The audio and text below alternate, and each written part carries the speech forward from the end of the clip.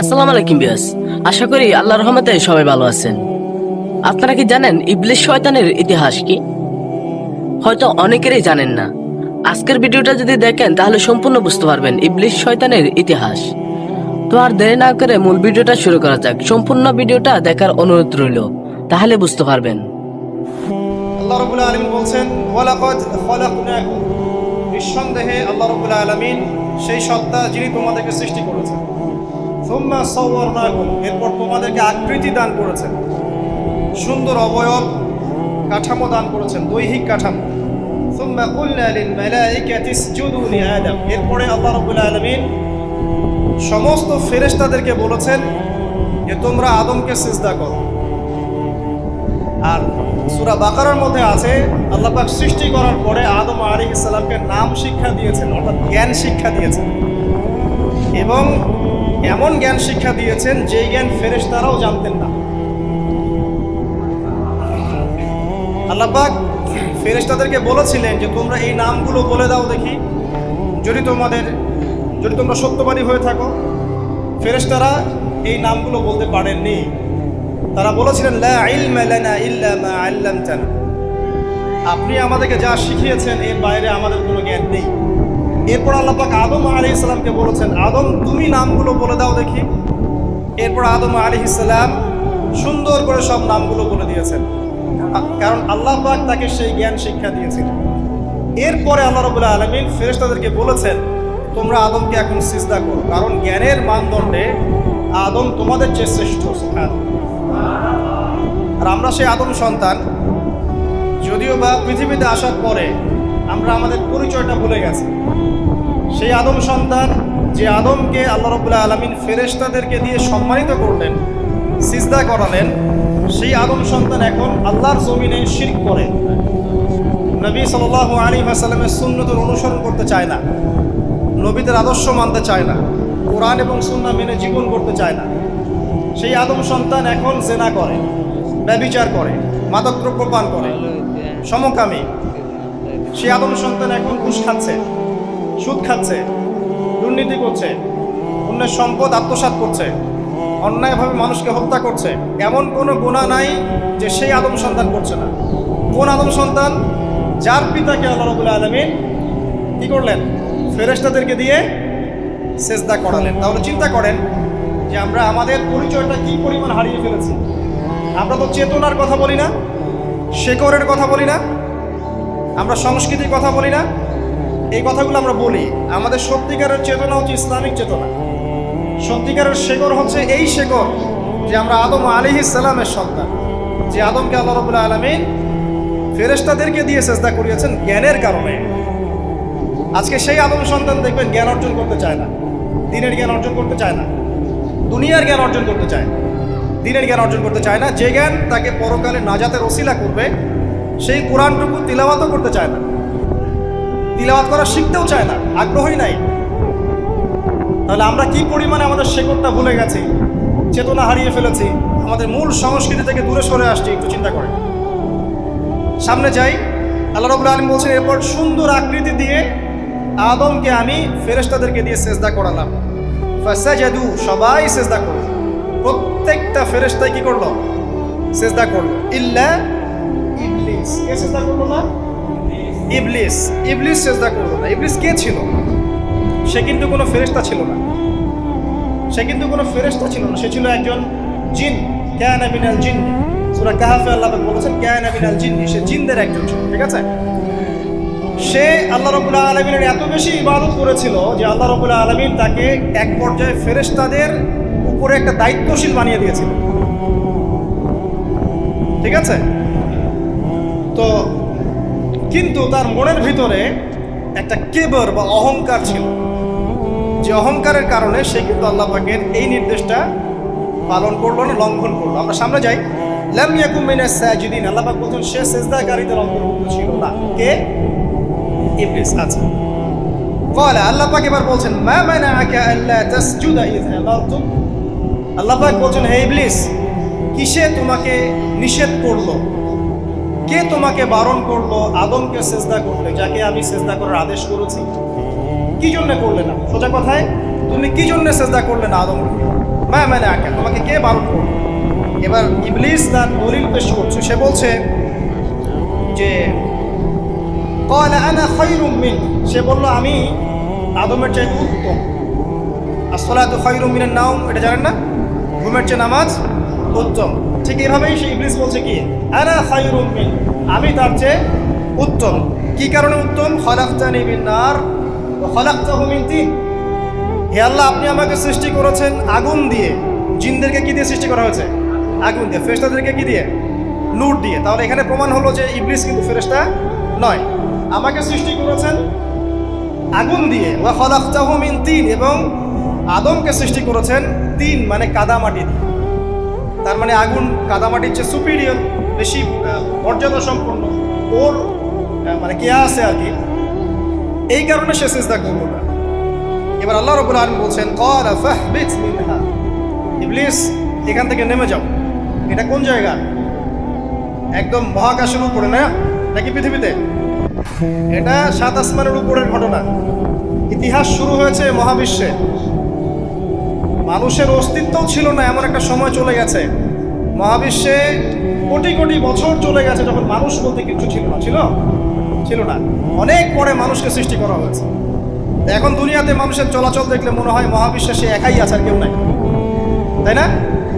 আচ্ছা, এটা দলিল কোরআনে আছে। সূরা দাহার 1 নম্বর আয়াত পড়ে দেখবেন, হাল আতা আলাল ইনসান হাইনুম মিনাদ দাহরি লাম ইয়াকুন শাইআন মাযকুরা। আল্লাহ পাক বলছেন মানুষের উপরে এমন সময় চলে গেছে যে মানুষ কোনো আলোচ্য বিষয় ছিল না, উল্লেখযোগ্য কোনো বিষয় ছিল না। আসেন, আল্লাহ পাক বলছেন ফাখরুজ, এখান থেকে বের হয়ে যাও। অথবা ফাখরুজ মানে উখরুজ মানে বের হও, অতএব ফাখরুজ, এখান থেকে বের হয়ে যাও। ইন্নাকা মিনাস সাগীরিন, অহংকার করার কোনো সুযোগ নাই এখানে, তুমি তো ছোট পুত্র। ইন্নাকা মিনাস সাগীরিন, সাগীর মানে কি? তুমি এখান থেকে তুমি বের হয়ে যাও এখান থেকে, তুমি একজন ক্ষুদ্র সত্তা, তোমার এখানে অহংকার করার কিছু নেই। ক্বালা, এবার ইবলিস বলছে, এই জায়গাগুলো খুব ভালো করে শুনে, আমাদের লেকচারের আসল জায়গায় কিন্তু যাবেন। যদি আরেকটা পর্যন্ত লেকচার নিয়ে কোনো সমস্যা আছে? আচ্ছা, তাহলে বসে থাকেন। খাওয়া দাওয়া করে আসছেন তো? আচ্ছা। ক্বালা, এবার ইবলিস বলছে আনজিরনি, শোনেন, ইবলিস বলছে আনজিরনি, হে আল্লাহ আমাকে অবকাশ দিন। কি বলছে? আমাকে অবকাশ দিন। ইলা ইয়াউমি ইউবআসুন, যেই দিন আপনি কিয়ামত ঘটাবেন, যেই দিন সবাইকে পুনরুত্থিত করবেন, ওই দিন পর্যন্ত আমাকে অবকাশ দিন। সূরা বাকারায় আছে, অন্য সূরা আছে, রব্বি আনজিরনি ইলা ইয়াউমি ইউবআসুন। ইবলিস বলছে হে আমার রব। কি বলছে ইবলিস? হে আমার রব। ইবলিস কি তাহলে আস্তিক না নাস্তিক?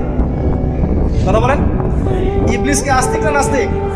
আস্তিক। ইবলিস বলছে যে ইয়া রব্বি, রব্বি হে আমার রব, হে আমার প্রতিপালক। আল্লাহকে ইবলিস বলছে হে আমার প্রতিপালক, আনজিরনি আমাকে অবকাশ দিন, ইলা ইয়াউমি ইউবআসুন, কিয়ামত দিবস পর্যন্ত, বা যেদিন আপনি পুরো মানব জাতিকে উঠাবেন কবর থেকে, আবার ওই দিন পর্যন্ত আমাকে অবকাশ দিন।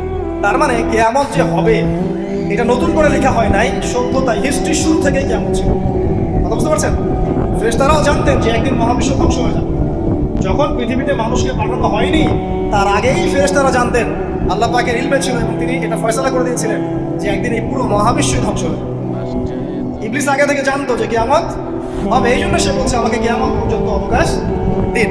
আল্লাহ পাক এবার কি বলছেন দেখেন, ইবলিস আল্লাহর কাছে চাইলো, আল্লাহ পাক তাও তাকে ফেরত দিলেন না।